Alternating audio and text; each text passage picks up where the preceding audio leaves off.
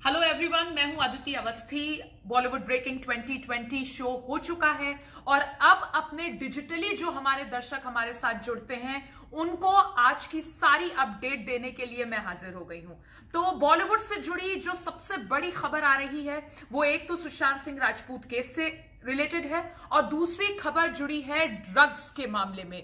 Drugs का वो मामला जिसने बॉलीवुड को दो पार्ट्स में डिवाइड कर दिया है। सबसे पहले सुशांत सिंह राजपूत केस में जो अपडेट है वो ये है कि जो सीबीआई की टीम मुंबई गई थी वो वापस दिल्ली आ चुकी है और सीबीआई के जो सोर्सेज हैं वो हमें बता रहे हैं कि इस केस में सीबीआई जो रिपोर्ट फाइल करेगी उसके बाद इस केस में कोई भी कंफ्यूजन नहीं रहेगा, यानी कि वो कंक्लूसिव रिपोर्ट रहेगी। और सुसाइड का जो ये मामला शुरू में रहा, अब यह मामला होमिसाइड एंगल से भी देखा जा रहा है, जिससे जुड़ी सारी जानकारी सीबीआई की रिपोर्ट में होगी।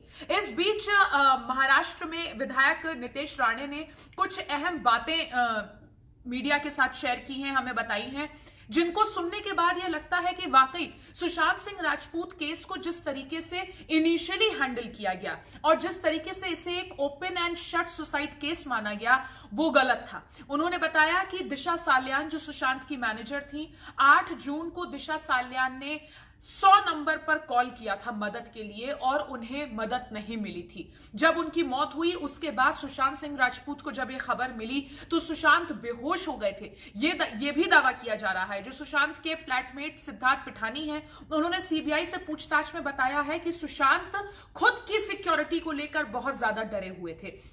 अब दिशा साल्यान की मौत से पहले पुलिस को कॉल करना और सुशांत का अपनी सिक्योरिटी को लेकर डरना डायरेक्ट तौर पर कनेक्ट हो रहा है और जिसके बारे में जो कड़ियां जब डॉट्स जोड़े गए तो सीबीआई को अहम जानकारियां मिली हैं। ऐसा सीबीआई के internal sources of the record अभी बता रहे हैं, लेकिन जो फाइनल रिपोर्ट होगी, जो रिपोर्ट सीबीआई सबमिट करेगी, सारी जानकारी उसी रिपोर्ट के जरिए मिलेगी। लेकिन नितेश राणे जिस तरीके से एक के बाद एक उन्होंने खुलासे किए हैं, उनसे साफ हो जाता है कि इस मामले में फाउल प्ले से इनकार नहीं किया जा सकता।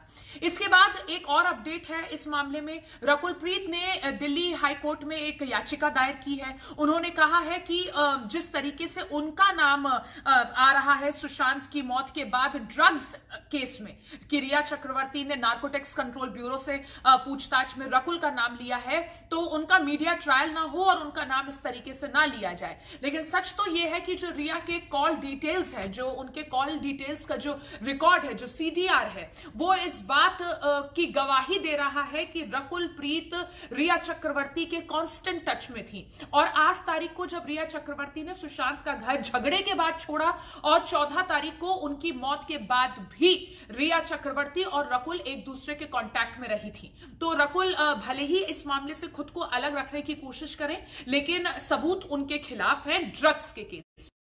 एक और बात जो नितेश राणे ने कही वो ये कही कि 13 जून को ही सुशांत के साथ हादसा हो चुका था। अभी जो हादसा वर्ड उन्होंने बोला है ये मर्डर था, सुसाइड था, अबेटमेंट टू सुसाइड का केस बनेगा।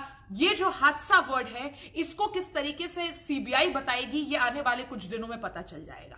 अब बात करते हैं कंगना वर्सेस जया बच्चन की। तो कंगना रनौत ने जिस दिन से ये कहा कि बॉलीवुड के टॉप स्टार्स और ऑलमोस्ट 99% स्टार्स ड्रग्स लेते हैं, उसके बाद से ही कंगना को बॉलीवुड में बहुत ज्यादा क्रिटिसाइज किया जा रहा है।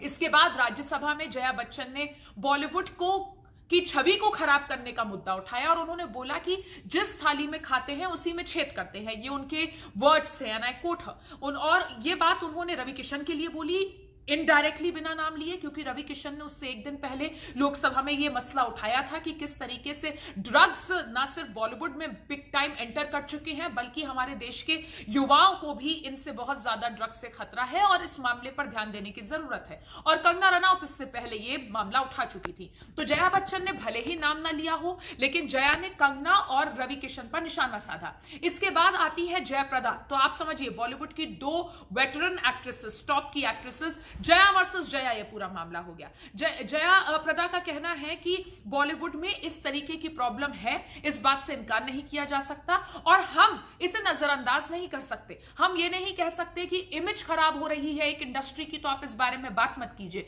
क्योंकि ये एक ऐसा मुद्दा है जो हमारे देश के युवाओं को अफेक्ट करता है और बॉलीवुड के जो सेलिब्रिटीज हैं वो एक एग्जाम्पल सेट करते हैं हमारे देश के युवाओं के लिए। अगर उनसे जुड़ी, किसी से भी जुड़ी, भले ही वो एक व्यक्ति हो, दो व्यक्ति हो, अगर कोई भी इस तरीके की चीजों में संलिप्त पाया जाता है तो इस चीज को बॉलीवुड से हटाने की जरूरत है। तो इस पर जया बच्चन को नाराज होने की जरूरत नहीं है। अच्छा, इस पूरे मामले में महानायक ने मौन व्रत धारण किया हुआ है।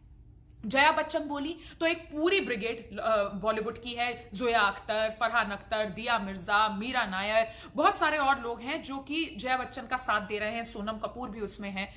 इन सबका कहना है कि जया बच्चन में गट्स थे, जया बच्चन ने इंडस्ट्री के लिए आवाज उठाई। लेकिन अमिताभ बच्चन ने ना तो सुशांत सिंह राजपूत की मौत के बाद इंसाफ की मांग की और ना ही इस वक्त वो बॉलीवुड के साथ खड़े हैं, बल्कि अभी हाल ही में उन्होंने एक नई गाड़ी खरीदी है जिसकी ड्राइव पर कर वो निकल गए। तो महानायक मौन व्रत धारण किए हुए हैं,